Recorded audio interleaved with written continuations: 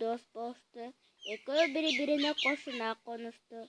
Каркыра жумурткасын басып, балапан чыгаргандан кийин түлкүгө келип, Түлкү дос, мен жем тауып келейин, балапандарыма көз салып тургун, деди. Каркыра досум, эч нерседен камсынаба, бара бергин, деп түлкү анын бир балапанын жеп койду. Анан каркыра келе турган жолго ыйлап отуруп алды.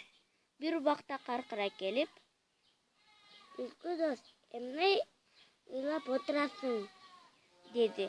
Анан түлкү ого бетер өңгүрөп ыйлабаганда кантем, көзүм кашайып көрбөй калыптырмын, узун моюн балапаныңдын бири жок, деди.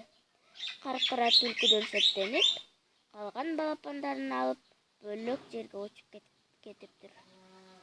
Эми сага суроолорун берейин. Түлкү менен каркыранын достугу эмне үчүн сакталган жок? Түлкү алдап бир балапанын жеп койгон. Түлкүгө мүнөздөмө берчи.